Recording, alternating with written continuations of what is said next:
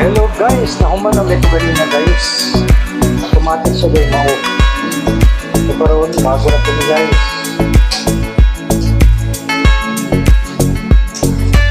Pakay na lang guys, at ito maluto mo kayo. Darada. Dumog mo ng sounds guys. Karoon na po ispuas. Lahat ka na ko na. Aray oras ang kuhan guys sa video. Oo kabantay ba nga off na niya. Huwag lang po good po. Okay ra.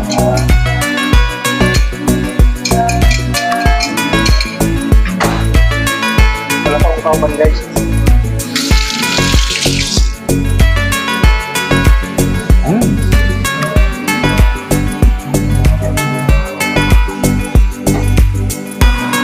Check na po nga itong buwan na. Uy!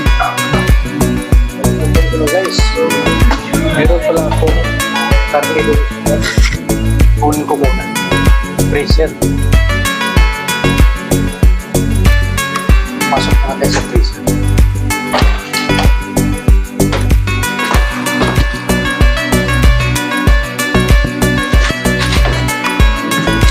Wala, hindi pa. Alam ko tumigas na. Talagang kailangan ko doon medyo bigas siya para magluto, crispy.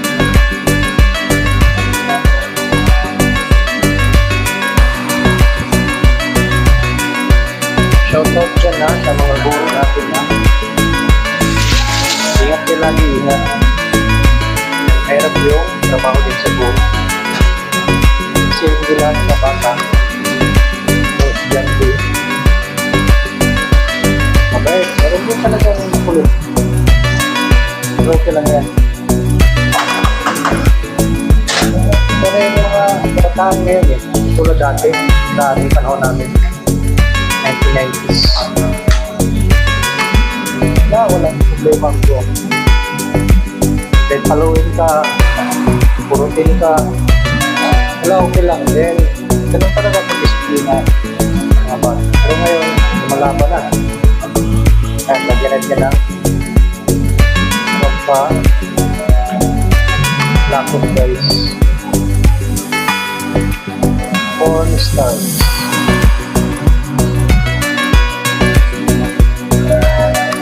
Patayin natin, malakot na yan.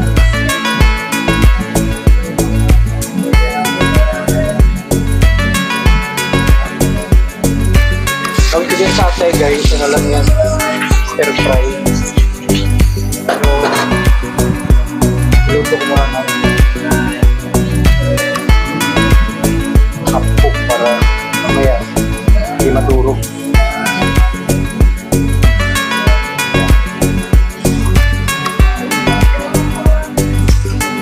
Gusto naman iba nitong atay ay prito. Mayroon na ang prito dahil meron kami prito mamaya isda. Okay ba naman? Kasi mahirap yung puro na iprito, di ba?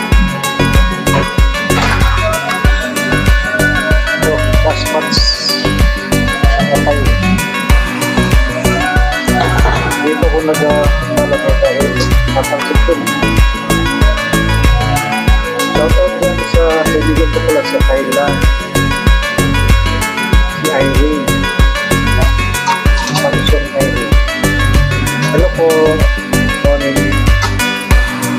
Director naman dyan.